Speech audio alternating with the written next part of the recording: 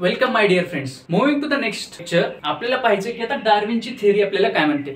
आपण पाहिले की इव्होल्युशनरी एव्हिडन्सेस आपल्याला काय म्हणतात, ते आपल्याला कनेक्ट करून देतात. ते आपल्याला सगळे एव्हिडन्सेस देतात की इव्होल्युशन नेमकं झालं कसं असेल किंवा इव्होल्युशनची परिभाषा काय होते. आता आपण पाहणार आहोत की Darwin's theory of natural selection. ह्या नॅचरल सिलेक्शन थिअरीची उत्पत्ती कशी झाली आणि त्यामध्ये त्याने काय म्हणले हे आपण पाहून घेऊया. चार्ल्स डार्विन नावाचा सायंटिस्ट होता. ठीक आहे. आता इथून लेक्चर कसे आहेत बघा, थोडे स्टोरी टाईप आहेत आणि थोडेसे ऐकून घेण्यासारखे आहेत आणि थोडंसं त्यात काय करायचं आपल्याला रट्टा देखील मारायचा. त्याच्यामुळं कसं होतं, आता रट्टा मारायचं म्हणल्यावर थोडंसं अवघड वाटते, पण ठीक आहे आपण ते कव्हर करून घेऊया. चार्ल्स डार्विन नावाच्या माणसानं काय केलं, सायंटिस्टनं काय केलं, collected innumerable species of plants and animals. ज्याला आपल्याला गिनती सुद्धा करता येत नाही किंवा अनगिनत स्पेसिस कोणाच्या प्लांटच्या आणि ॲनिमल्सच्या त्याने गोळा केल्या. त्यांचं ऑब्झर्वेशन केलं आणि त्या ऑब्झर्वेशन नुसार त्याने दिली थेरी ऑफ नॅचरल सिलेक्शन. ती थेरी आपल्याला असं काय सांगते बाबा, थेरी ऑफ नॅचरल सिलेक्शन काय सांगते, सर्वायवल ऑफ फिटेस्ट सांगते. म्हणजे जो सगळ्यात फिट तो सर्वाइव्ह करणार, जो सगळ्यात वीक तो मरत जाणार, म्हणजे त्याचं सर्वायवल होणार नाही. त्यानं त्यासाठी एक बुक देखील पब्लिश केली आणि त्या बुकचं नाव ठेवलं ओरिजिन ऑफ स्पेसिस, म्हणजे स्पेसिसची उत्पत्ती कशी झाली.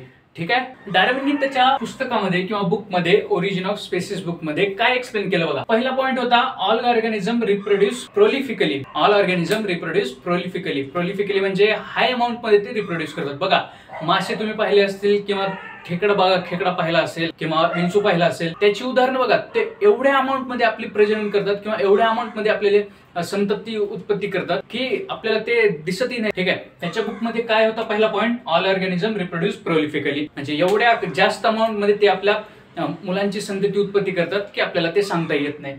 दुसरी गोष्ट आहे all organism compete each other. ठीक आहे. म्हणजे ऑर्गॅनिझम जे आहेत बघा, आपण असो किंवा प्राणी असो, ते आपल्या एकमेकांमध्येच आपली कॉम्पिटिशन सुरू आहे. बघा ते मारूनही खातात. म्हणजे बघा सिंह कोणाला मानतो तो भक्षक आहे आणि त्याला म्हणजे शेळी किंवा हरिण वगैरे असे दिसले तर तो मारून खातो. कशासाठी, त्याच्या सर्वायवलसाठी. आणि त्याचा सर्वायवल करण्यासाठी काय, म्हणजे एवढ्या एक्स्ट्रीम लेवलला देखील तो जाऊन आपल्याला त्याचं सर्वायवल करण्यासाठी काय काय करू शकतो ते आपल्याला पाहायला मिळतं. ह्या गोष्टी त्यांनी त्या बुकमध्ये एक्सप्लेन केल्या. Only those sustain who shows modification. आणि तेच ऑर्गॅनिझम आपल्याला जगलेले पाहायला मिळतात ज्यांनी टाइम नुसार बघा मॉडिफिकेशन करायला सुरुवात केली. ठीक आहे. असं त्यानं त्याच्या बुकमध्ये सांगितलं. आता हे सगळं सांगितलं आणि त्याच्याच पुढे मग नॅचरल सिलेक्शन काय होतं बाबा, स्पेसिसचं सिलेक्शन होतं किंवा मग ते रिप्रोड्यूस करतात आणि त्याची ओन स्पेसिस वेगवेगळ्या प्रकारे त्याचे जे वेगवेगळे मॉडिफिकेशन करून ते स्पेसिस फॉर्म करण्याचं काम करतात.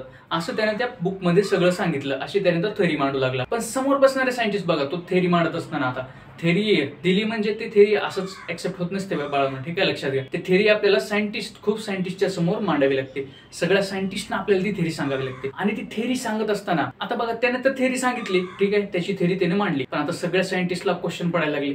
मग त्याच्यापैकी काही जणांनी त्याच्यावर ऑब्जेक्शन घ्यायला सुरुवात केली आणि त्या थेरीवर ऑब्जेक्शन असे घेण्यात आले. बघा पहिलं ऑब्जेक्शन घेण्यात आलं, natural selection not the only factor responsible for evolution. ठीक आहे. इव्होल्युशन साठी नॅचरल सिलेक्शन एवढाच फॅक्टर म्हणजे रिस्पॉन्सिबल आहे का, नाही. दुसरी गोष्ट, no explanation about useful and useless modifications. आपण बघितलं वेस्टिजियल ऑर्गन्स मध्ये काय होतं बाबा, अपेंडिक्स सारखा जो ऑर्गन होता तो आपल्यासाठी युजलेस आहे आणि दुसऱ्यासाठी युजफुल आहे, पण त्याचं एक्सप्लेनेशन हे कोणाला देता आलं नाही, डार्विनला देता आलं नाही त्याच्या थेरीमध्ये, नॅचरल सिलेक्शन थेरीमध्ये. तिसरी गोष्ट, no explanation about slow changes and abrupt changes. म्हणजे जे स्लो चेंजेस होतात त्याच्याविषयी काही एक्सप्लेनेशन दिलं नाही, जे अब्रप्ट चेंजेस होतात त्याच्याविषयी काही एक्सप्लेनेशन दिलं नाही. अब्रप्ट चेंजेस म्हणजे काय, अब्रप्ट म्हणजे स्पॉन्टेनियस चेंजेस म्हणजे म्युटेशन, त्याच्याविषयी त्यांनी काहीच एक्सप्लेनेशन दिलं नाही आणि त्याच्यामुळे सगळ्यांनी त्याच्यावर ऑब्जेक्शन घ्यायला सुरुवात केली. अशा प्रकारे आपण डार्विनची थेरी ऑफ नॅचरल सिलेक्शन पाहिली. आता बघा नॅचरल सिलेक्शनची थेरी कोण दिली, नॅचरल सिलेक्शनची थेरी दिली चार्ल्स डार्विन तात्यानं. आता डार्विन तात्या आले,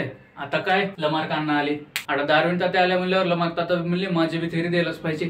ठीक आहे. आणि त्या थेरीद्वारे त्यांनी काय म्हणलं बाबा, त्याचं नाव काय होतं, पहिली गोष्ट जीन बॅप्टिस्ट लमार्क असं त्याचं नाव होतं. काय बापू आता अण्णापेक्षा आपल्याला बापू ठेवाय. ठीक आहे. जीन बॅप्टिस्ट लमार्क, बापू मधलं आपण बापू म्हणून. ठीक आहे. लमार्क बापू त्यांनी काय म्हणले, morphological changes occurring in living organism are responsible for evolution. Morphological जे चेंजेस असतात म्हणजे बाह्य रूपाने जे झालेले चेंजेस असतात लिव्हिंग ऑर्गॅनिझम मधले, ते इव्होल्युशन साठी रिस्पॉन्सिबल असतात असं त्यांचं म्हणणं होतं. असं त्यांच्या थेरीच्या म्हणण्याचं मागचं कारण होतं. कारण त्यांचं रिझन काय, those morphological changes is activities or laziness of that organism. म्हणजे एक तर ऍक्टिव्हिटी करून किंवा एक तर लेझीनेस दाखवून, म्हणजे ऍक्टिव्हिटी करून म्हणजे एखाद्या गोष्टीचा जर जास्त आपण वापर केला तर त्याची वाढ होते किंवा त्याचं म्हणजे आपल्याला काय पाहायला मिळते, त्याची प्रगती पाहायला मिळते. आणि दुसरी गोष्ट लेझीनेस जर केली तर तसंच त्याची अधोगती पाहायला मिळते. आणि त्याचप्रमाणे त्यांनी सांगितले की थेरी आहे त्यांनी मांडली की त्याचे लेझीनेस किंवा ऍक्टिव्हिटीज केल्यामुळं ते आपल्याला चेंजेस पाहायला मिळतात. आणि त्यालाच काय म्हणलं त्यांनी, यूज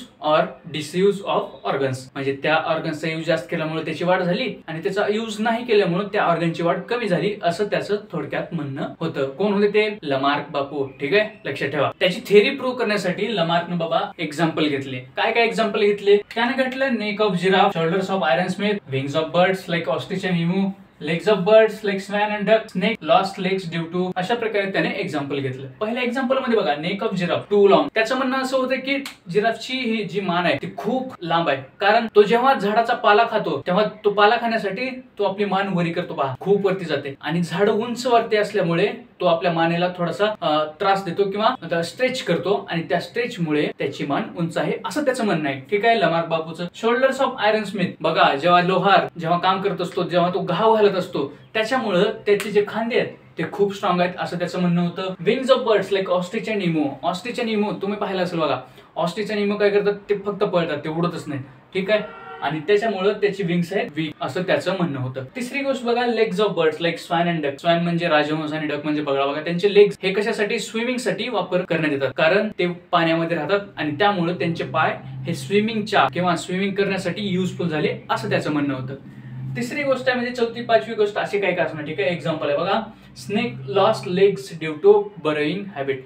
बरोईंग हॅबिट म्हणजे काय बाबा, त्याची बीड करण्याची जी क्षमता आहे त्याच्यामुळे त्याचे जे पाय आहेत त्याच्या पायाची गरजच पडली नाही, असं त्याचं म्हणणं आहे. आणि त्याच्यामुळे त्याचे पाय लॉस्ट झाले. ठीक आहे, हे सगळं काय होतं, all this type of acquired characters. Acquired म्हणजे त्यांना ॲक्वायर करून भेटले, म्हणजे त्यांना जन्मताच ते कॅरेक्टर्स होते का, नव्हते. ते transferred from one generation to another. त्याचं म्हणणं होतं की हे जे ॲक्वायर्ड कॅरेक्टर्स आहेत ते एका जनरेशन पासून नेक्स्ट जनरेशन कडे देण्यात आले, म्हणजे पॅरेंट्स पासून ऑफस्प्रिंग कडे देण्यात आले. म्हणजे बघा, तुमच्या वडिलांकडून तुम्हाला देण्यात आले, असं त्याचं म्हणणं होतं. आणि त्यालाच त्याने काय म्हणलं, theory of inheritance of acquired characters or Lamarckism. त्याने काय म्हणलं, theory of inheritance of acquired characters. त्यालाच त्यानं स्वतःचं नाव दिलं, त्यालाच त्यानं लमार्किझम असं म्हणलं. लमार्क बापून आता मोठ्या मोठ्या तर गोष्टी केल्या, त्याची थेरी बी मांडली बरं का. पण काय झालं बघा, आता सायंटिस्ट तर काय वेळ नाही, त्याने ऑब्जेक्शन आता डार्विनवर उचललं होतं, आता ह्याला तर कसं सोडतील. ठीक आहे, मग त्यांनी काय ऍक्सेप्ट केलं, त्यांनी म्हणलं की development of organs or their degeneration due to no use. असं होऊ शकतं. ठीक आहे, म्हणजे एखाद्या ऑर्गनची डेव्हलपमेंट होऊ शकते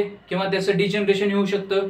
डिजनरेशन कुणाचं, अपेंडिक्स सारख्या ऑर्गनचं होत चाललंय बघा, आपण पाहिले. त्या ऑर्गन सारख्या तशा ऑर्गनचा जो युजच नाही त्यांचं डिजनरेशनही होऊ शकतं किंवा ज्यांना आपल्याला युजफुल बनायचे त्यांचं डेव्हलपमेंटही होऊ शकतं, असं त्यांनी मान्य केलं. पण त्यांनी रिजेक्ट काय केलं बघा, transfer of acquired characters generation to generation. आता जे ॲक्वायर्ड कॅरेक्टर्स होते, ठीक आहे, तुम्ही आता एखादी गोष्ट बघा, तुम्ही चित्रकला जी आहे तुम्ही काय केलंय, खूप त्याच्यावर प्रॅक्टिस केली आणि त्याच्यात तुम्ही महारत हासिल केली. आणि ती महारत तुम्ही तुमच्या मुलाला जशी तशी देसाल का बरं, म्हणजे तसं करता येईल का, असं होईल का, नाही. ठीक आहे, त्याच्यासाठी तुमच्या मुलाला ही प्रॅक्टिसच करावी लागेल. हे जे ॲक्वायर्ड कॅरेक्टर होते त्याला जनरेशन टू जनरेशन पाठवण्याचं काम कोण करण्यात आलं, ॲक्वायर्ड कॅरेक्टर्स, असं लमार्किझमचं म्हणणं होतं. म्हणजे काय हो, लमार्क म्हणत होता की ॲक्वायर्ड कॅरेक्टर्स ही जनरेशन टू जनरेशन ट्रान्सफर होतात. पण सगळ्या सायंटिस्टने म्हणलं, सगळे वेगवेगळे एक्झाम्पल दिले आणि त्यांनी म्हणलं की हे आम्हाला ऍक्सेप्टेड नाही, म्हणजे आम्ही त्याला रिजेक्ट करतो आहे. आणि त्याच रिजेक्शनमुळं, त्याच गोष्टीमुळं त्याची जी थेरी होती ती डिसअप्रूव्ड झाली,